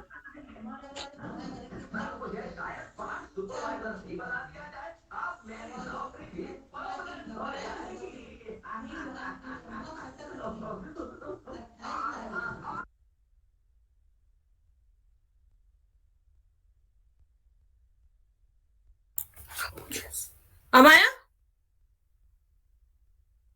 नो मैम, अभी कोई स्लाइड शो नहीं हो रही। नहीं होगी? कुछ भी नहीं आ रहा नहीं मैम, आ रही अभी। स्क्रीन नहीं आ रही है। आवाज तो आ रही है ना? आवाज तो आ रही है। आवाज आ रही है मैम जब यस मैम, वॉइस आ रही बट स्क्रीन शेयर नहीं हो रही है। शेयर अभी भी यस नहीं मैम, है। अब आ गई। आ गई मैम, आ गई। मैम आ गई अब। हाँ ये चीज। ओके ओके, चलिए वाटर पोल्यूशन। इसमें हमने आपको बताया था कि क्वालिटी जो आपकी वाटर की है वो यदि डिग्रेड कर रही है तो that is known as water pollution. आप चाहे फिजिकल है, केमिकल है या बायोलॉजिकल है, इसकी जो भी प्रॉपर्टी है वो आपकी डिग्रेडेशन आपकी और अनफेवरेबल इसमें चेंजेस हो रहे हैं, that is known as the water pollution. ठीक है। Human action reduce the unuseful human action reduce the usefulness of water as a resource and the types of the water pollutant. इसके types में organic matter in water, organic matter consume oxygen in the process of the decomposition. जो हम आपका देखते हैं कि जितना भी एक्वेटिक क्या कहते हैं वो फॉर्म होता है, आपका कोई पॉन्ड है या कुछ भी है, तो वहां पर कंज्यूम हो रही है जो ऑक्सीजन, जिसको हम डिमांड ऑक्सीजन है ना, तो उसको डीओ, तो वो डिकम्पोजिशन में जो भी हमारी जो प्रोसेस डिकम्पोजिशन प्रोसेस होती है उसमें जो कंज्यूम होती है ऑक्सीजन, वो हमारा ऑर्गेनिक मैटर है, जो वहां से हमारा जितना ज्यादा वो एक्सेस में आ जाता है तो भी हमारा जो है क्या कहते हैं ऑक्सीजन जो है वो कम हो जाती है वाटर में। Number second is the biological agent, जैसे कि आपका कॉलरा है, आपका जॉइंटिस है, जो बहुत सारी डिजीज हैं जो कि वाटर के थ्रू होती है, तो these are the biological agents. The nutrient enrichment, जैसे आपका नाइट्रेट्स और फॉस्फेट्स हैं, वो जो है वो वाटर का में यदि बढ़ जाते हैं तो they cause eutrophication, algal Bloom formation कर देते हैं, तो वो न्यूट्रिएंट इनरिचमेंट जो है वो भी हमारा एक वाटर का वो है। Number fourth is the toxic chemicals. Toxic chemical में आपका आर्सेनिक है, मरकरी है, ये सारा आपका जो हमने कहा था कि उसके थ्रू आपका जो कह सकते हैं इंडस्ट्रीज के थ्रू आपका जाता है, और पेस्टिसाइड है, इंसेक्टिसाइड्स हैं, डिफरेंट तरह की केमिकल इंडस्ट्रीज हैं, वहां से हमारा ये टॉक्सिक केमिकल जो है वो वाटर के थ्रू जाता है और वो सॉइल में भी जाता है, तो आपका दोनों चीजें आपका कवर करता है, मतलब वो सॉइल पोल्यूशन भी कवर करता है और का वाटर पोल्यूशन भी कवर करता है। तो टॉक्सिक केमिकल तो आर्सेनिक है, मरकरी है, पॉलीक्लोरिनेटेड बाइफिनाइल्स है, इंसेक्टिसाइड है, ऑयल एंड पेट्रोलियम प्रोडक्ट्स हैं, ये सारे जो आपके टॉक्सिक केमिकल्स है। And number fifth is the physical agents. Physical agents में हमारा वही हीट है, टेम्परेचर है ना, तो heating and raises temperature of water used for cooling purpose in industries, suspended particles with inorganic and organic matter। ठीक है। Next is the radio active waste, जितना भी हमने आपको सॉइल में भी बताया था कि रेडियो एक्टिव वेस्ट है, यहाँ पर भी रेडियो एक्टिव वेस्ट का क्या होगा कि वो भी वाटर सप्लाई के थ्रू आपका क्या कहते हैं वाटर में मिल रहा है। वाटर सप्लाई से मतलब जितना भी रेडियो एक्टिव मटेरियल है सॉइल में आया, तो सॉइल से यदि वो वाटर में कोई भी रिवर है या कोई कैनाल है उसके थ्रू भी जा रहा है और आपका सी में जा रहा है, तो ये भी एक जो है वो वाटर का सोर्स बन जाता है।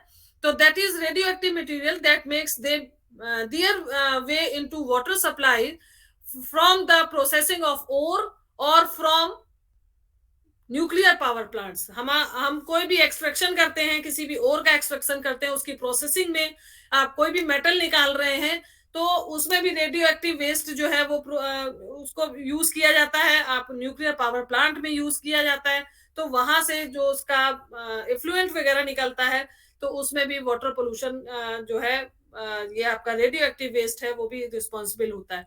सॉल्ट्स हैं, agents of hardness of such as calcium salts, बहुत हार्ड वाटर हो जाता है तो that is known as the calcium source. Then sources of water pollution, क्या सोर्सेज है हमारे वाटर पोल्यूशन के?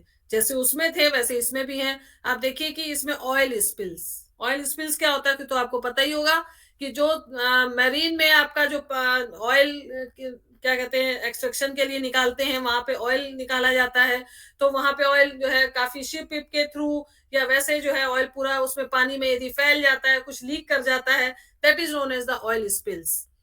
फिर अबंडेंट माइन, जो माइंस जो है वो आपकी छूट जाती हैं, बहुत सारा आपने उससे जो है वो मेटल निकाल लिया, उसके बाद वो छूट जाती हैं, मतलब क्योंकि वो जमीन जो है वो बैरन हो जाती है, वहां की टॉप सॉइल क्योंकि रिमूव हो जाती है.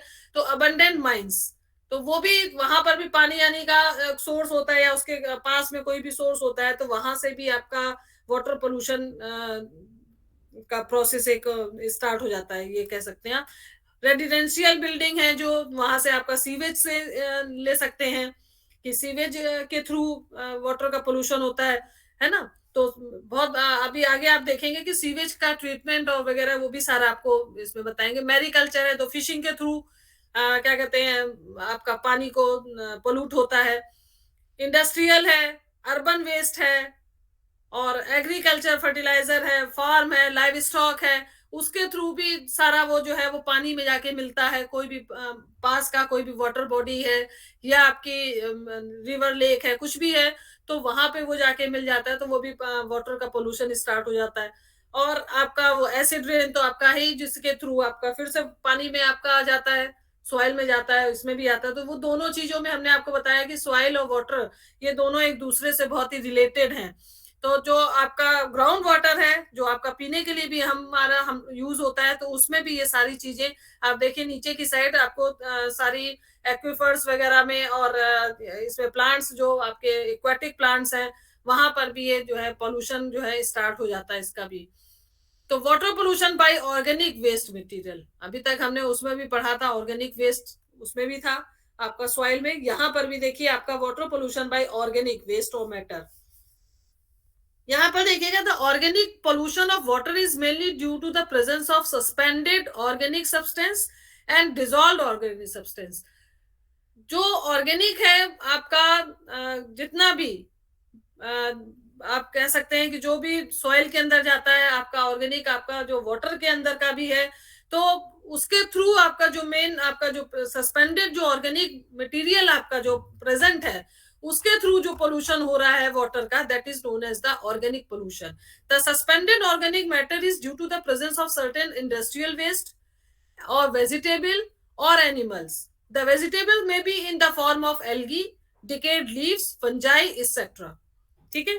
The dissolved organic matter is due to the presence of certain industrial waste or due to decay of vegetable and animals. Such water contains large amount of albuminide ammonia.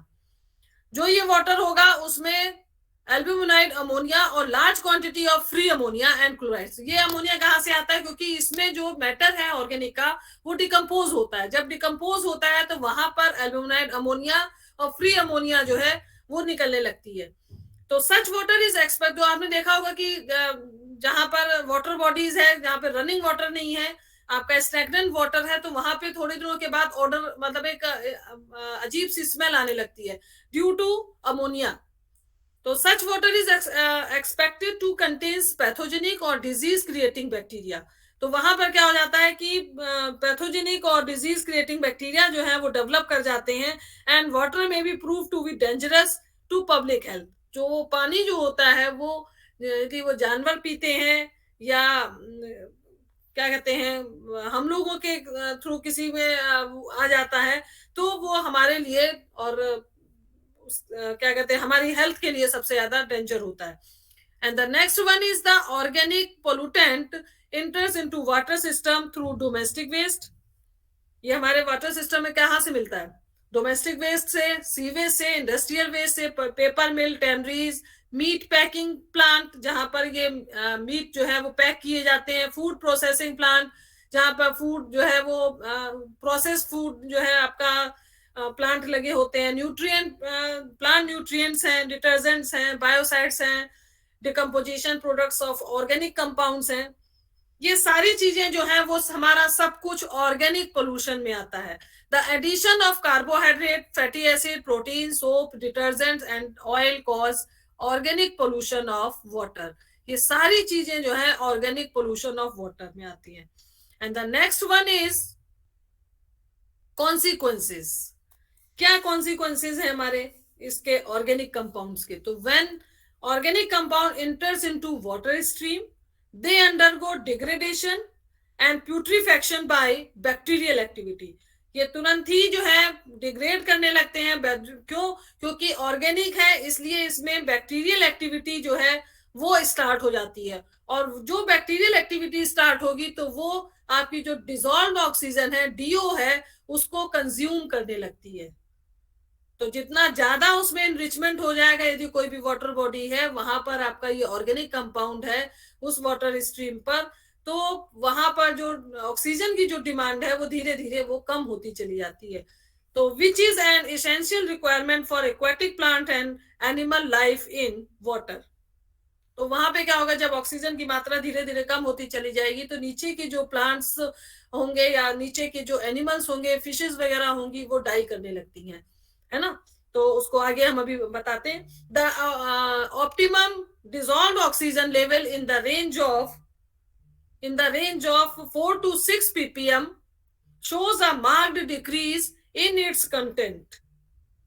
तो जो आपका 4 to 6 ppm है, जिसमें decrease, उससे भी कम हो जाता है इसका डिसॉल्व्ड ऑक्सीजन का लेवल, तो वो जो है water pollution, which is indication of water pollution, वो इंडिकेटर है हमारा वाटर पोल्यूशन का.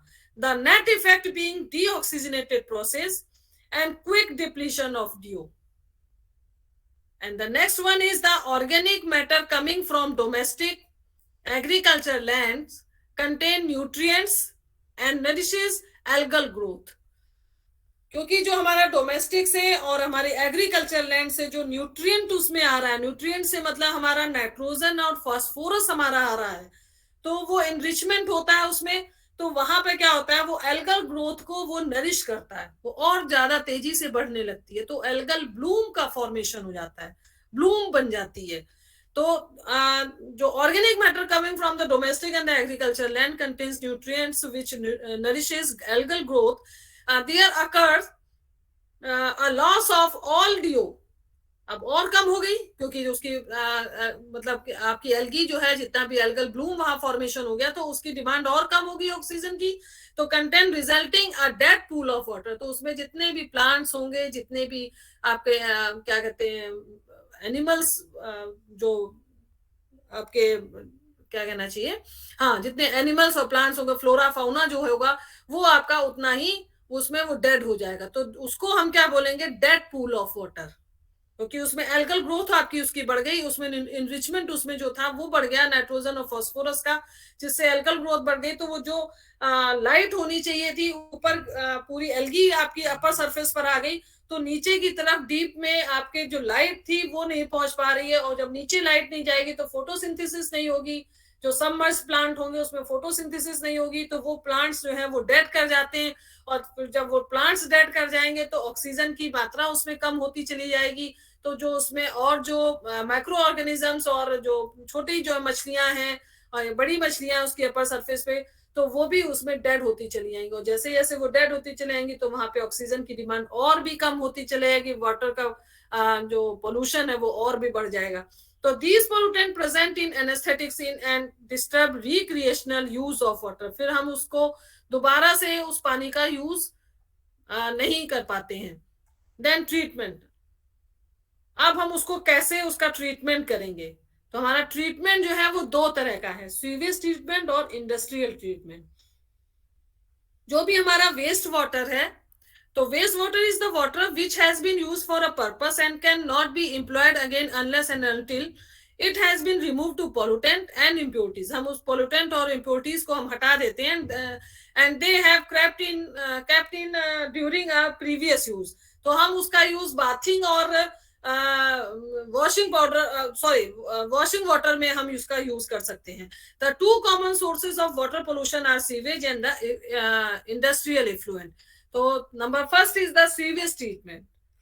सबसे ज्यादा जो है हमारा अर्बन एरिया में सबसे ज्यादा इसी का ही एक वो होता है सीवेज ट्रीटमेंट का। तो इट कंसिस्ट ऑफ 3 स्टेप्स। इसमें 3 स्टेप में ही होता है, प्राइमरी, सेकेंडरी एंड टर्शरी। तो प्राइमरी में फिजिकल है, सेकेंडरी में आपका बायोलॉजिकल है, टर्शरी में आपका केमिकल है। तो this one is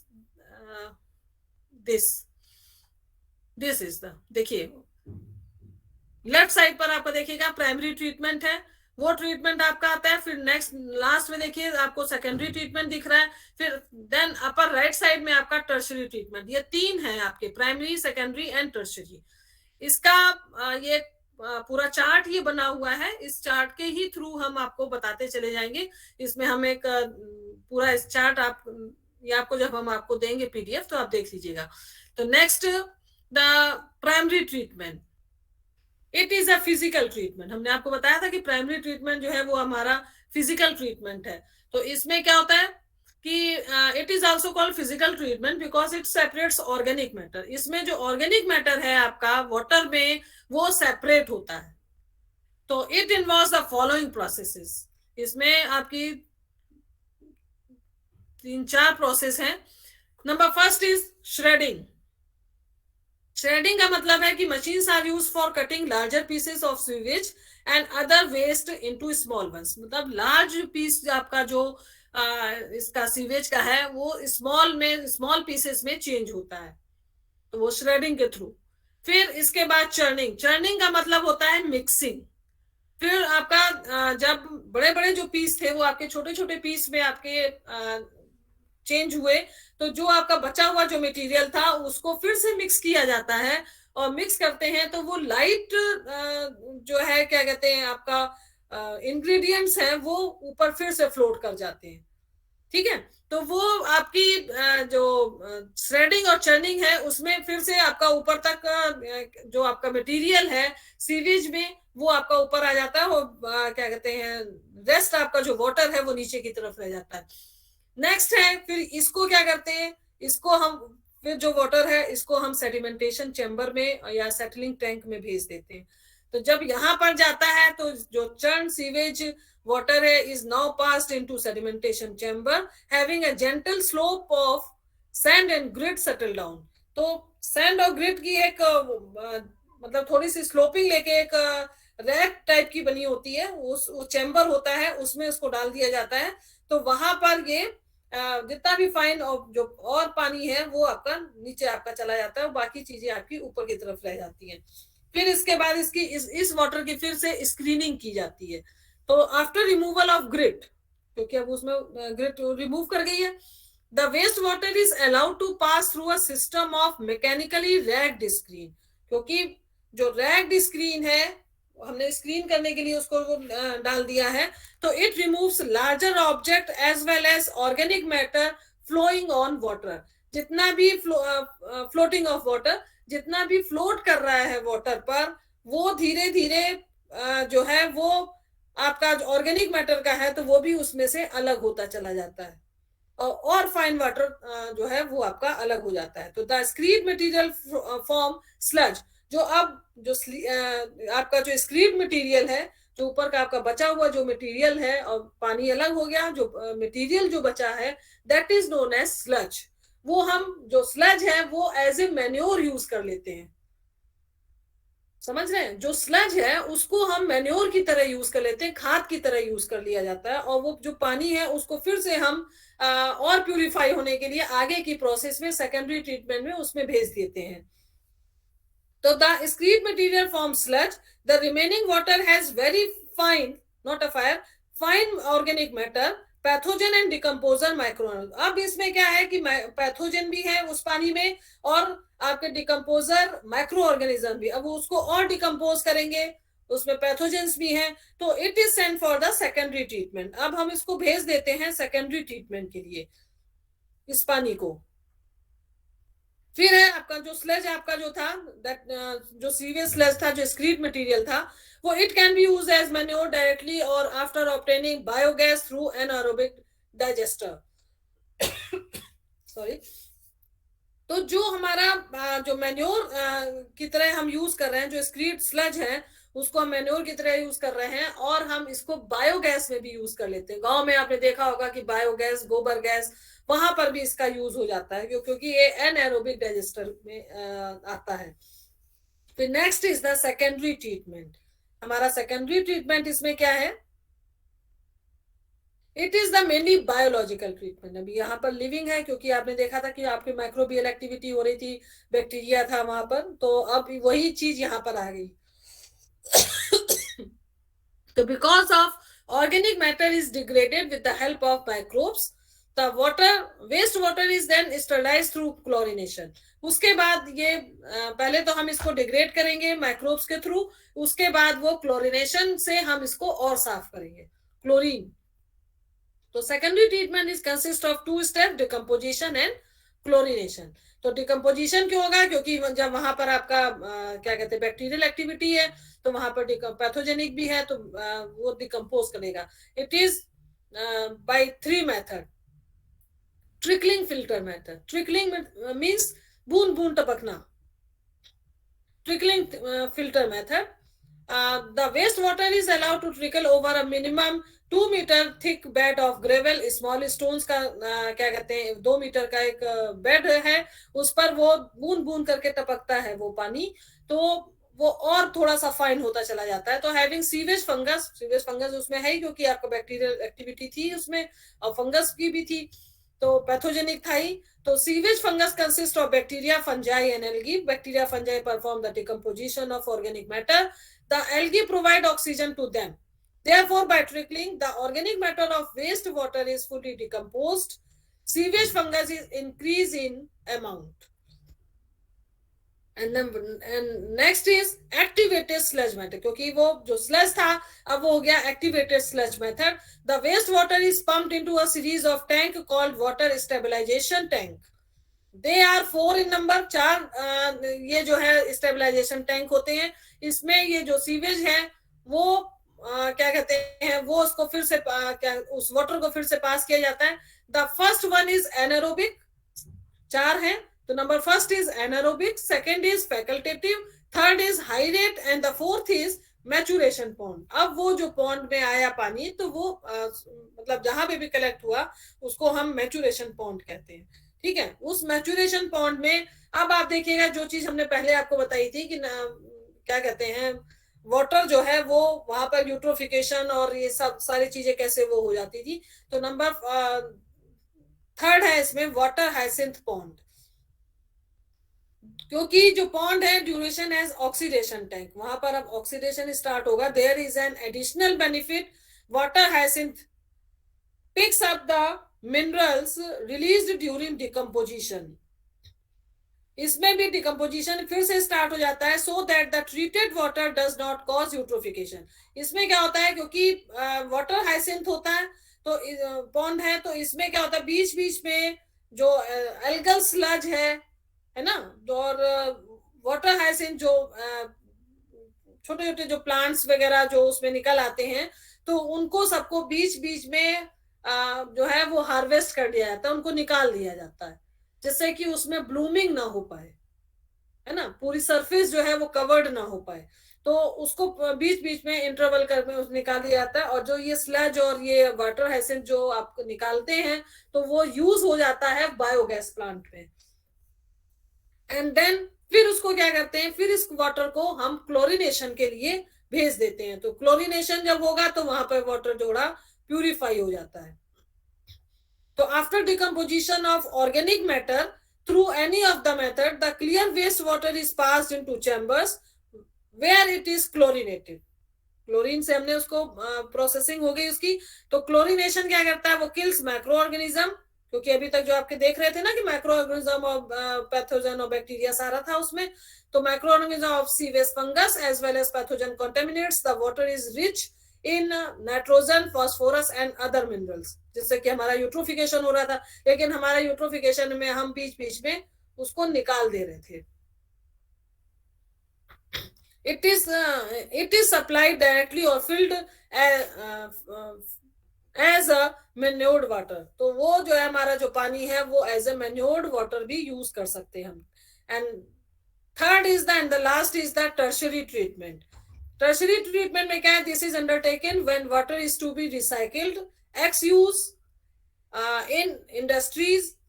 tertiary treatment consist of precipitation, filtration, aeration and purification. क्योंकि जो वाटर अब आया सेकेंडरी ट्रीटमेंट से, तो यहाँ पर उसका प्रेसिपिटेशन होता है, फिल्ट्रेशन किया जाता है, फिर एरेशन होता है, एयर पास की जाती है, फिर इसका प्यूरिफिकेशन किया जाता है। तो प्रेसिपिटेशन में हमारा क्लोरीनेटेड जो वाटर था, वेस्ट वाटर था, तो number of fine particles, minerals and other impurities, the number of alum, mixture of alum, फिटकरी है, लाइम है, फेरिक क्लोराइड है, जिससे कि प्रेसिपिटेशन होता है, is added to this waste water.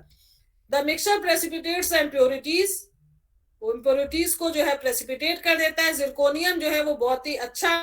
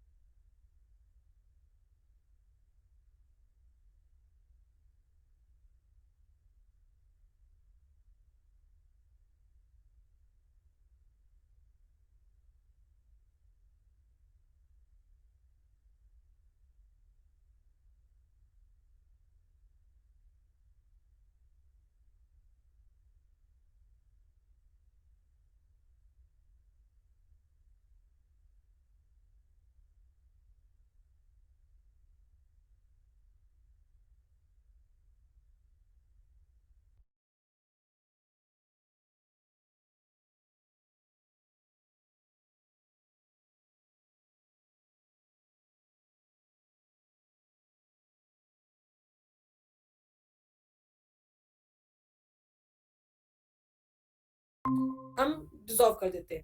फिर है हमारा एफ्लुएंट ट्रीटमेंट, या हम इंडस्ट्रियल ट्रीटमेंट था ना आपका सेकेंड वाला, ये आपका सीवेज ट्रीटमेंट था। तो इसमें भी आपका जैसे सेम उसमें था, उसी तरीके से हम इसमें neutralisation, precipitation, adsorption, reverse osmosis, ion exchange और इलेक्ट्रोलिटिक डिकम्पोजिशन, फोटो कैटलिस्ट, ये सारी चीजें इसमें भी वही है सेम। जो क्या कहते हैं, न्यूट्रलाइजेशन में हम न्यूट्रलाइज करते हैं, जो एसिडिक है तो उसको बेसिक से, बेसिक है तो उसको एसिडिक से। तो इस तरह के हम जो सॉल्ट हमारा जो ऑब्टेन होता है वो can be commercially used for the fertiliser. And the precipitation, जैसे उसमें प्रेसिपिटेशन किया था उसमें भी सेपरेट किया गया था। तो इलेक्ट्रोस्टैटिक प्रेसिपिटेशन करते हैं इसमें भी। एडसॉर्प्शन, इसमें भी सरफेस के थ्रू हमारा डाइज और प्रिंटिंग इंडस्ट्रीज में हम कलर जो होता है उसमें वाटर का they are separated through adsorption और leucoside decomposition technique. Polymeric adsorbent are used for removing phenolics present in waste water और tanneries, refineries and paper mills. जो इन सारी चीजें जिसमें यदि ये वाली चीजें हैं जिसमें इस इम्प्योरिटीज रहती है, वो भी हमारे इसके में दूर हो जाती हैं। of removing toxic chemical, for example they released caustic soda, chlorine industry and can be separated through mercury selective ion exchange। और रिवर्स ऑस्मोसिस में इसमें सेमी परमिएबल मेम्ब्रेन के थ्रू, अंडर प्रेशर के थ्रू पंपिंग कर देते हैं इसमें water में, और फिर वहां से हमारा ये पूरी तरह से हमारा क्या कहते हैं वाटर जो है वो प्यूरिफाई हो जाता है। एंड हमने आपको अभी बता ही चुके हैं कि जो न्यूट्रिएंट इनरिचमेंट आपका जो नाइट्रोजन एंड फास्फोरस के थ्रू होता है, तो वहां पर आपका यूट्रोफिकेशन हो जाता है। तो इसमें क्या है कि इसमें 40 जो इसेंशियल एलिमेंट्स हैं उसमें से 9 जो हैं, carbon, hydrogen, oxygen, nitrogen, sulphur, phosphorus, calcium, magnesium and potassium, these 9 products जो हैं वो ज्यादा वो क्या कहते हैं metabolic activities, cofactor, coenzymes, enzymes इसके लिए रिस्पॉन्सिबल रहते हैं, है ना। तो ये सारी चीजें आपकी देखिए इसमें यूट्रोफिकेशन का एक वो है कि एल्गल ब्लूम का फॉर्मेशन हो जाता है, नीचे की ये जो डेड क्या कहते हैं नीचे का जो बॉन्ड का जो फ्लोरा फाउना है वो आपका नीचे का डेड कर जाता है, दिस वन, ये हम आपको बता ही चुके हैं, है ना। ये देखिए ये एल्गल ब्लूम का, जिसमें ऊपर की जो है वो डिकेइंग फिश एंड एल्गी है, लाइम जो लाइट है वो आपकी नीचे तक नहीं आ पा रही है, जो लिमिट ऑफ लाइट पेनिट्रेशन है, तो वो नीचे की जितने भी आपकी फिश है और आपका जो प्लांट्स हैं, सबमर्ज प्लांट्स हैं, उसमें क्योंकि एल्गल ब्लूम जो है वो कट कर रही है आपकी सनलाइट को, तो वो डेड कर जाता है, तो डेड पूल ऑफ पॉन्ड बोलते हैं हम जिसको, है ना, यूट्रोफिकेशन का वो है। तो ये आपका एनरिचमेंट का एक क्या कहते हैं, नाइट्रोजन और फास्फोरस के एनरिचमेंट से जो आपका यूट्रोफिकेशन का फॉर्मेशन होता है, तो हम उसको बीच बीच में हार्वेस्ट करते रहते हैं, तो फिर ये चीजें आपकी वो दूर होती रहती है और वाटर को हम रिलीज कर देते हैं, और फिर जो वाटर हमारा निकलता है, तो वो ड्रिंकिंग वाटर तो इतना वो नहीं हो पाता, क्योंकि सीवेज और इंडस्ट्रीज से निकला हुआ वाटर है, तो ड्रिंकिंग वाटर में तो नहीं यूज कर सकते, लेकिन हम बेथिंग और वॉशिंग में हम इसको यूज कर सकते हैं। तो this one is the water pollution. अब आपका सॉइल और वाटर, ये दो हमने आपका पूरा कर दिया। नेक्स्ट जब भी हमें आपका लेक्चर लेने का आपका मौका मिलेगा, एक लेक्चर मेरा और बचा है, वो उसमें हम आपको बायोडाइवर्सिटी, जिसमें क्वालिटेटिव बायोडाइवर्सिटी या क्वांटिटेटिव बायोडाइवर्सिटी, वो हम आपको पढ़ाएंगे। तो नेक्स्ट हमारा जब भी आपसे मिलना होगा तो हम आपको उसमें लेंगे। तो ठीक है, आपको बताइए समझ में आया आप लोगों को? कुछ बहुत इजी है, ये तो नॉर्मल है, और आप तो हमेशा से पढ़ते चले आ रहे हैं, आप लोग पढ़ के आए ही हैं। हमारा तो एक काम है कि हम आपको एक बार रिवीजन करा दें। बताइए। हाँ बताइए स्टूडेंट्स। Yes ma'am. कैसा लगा आप लोगों को लेक्चर? मैम अच्छा था। अच्छा था, okay, thank you. Yes ma'am. Okay, thank you. Thank you ma'am. Thank you बेटा। Thank you ma'am. Thank you ma'am. Thank you. Thank you ma'am. Okay, thank you. Thank you ma'am.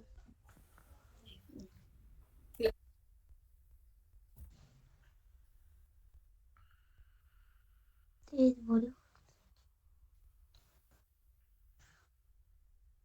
तेज बोलो, thank you.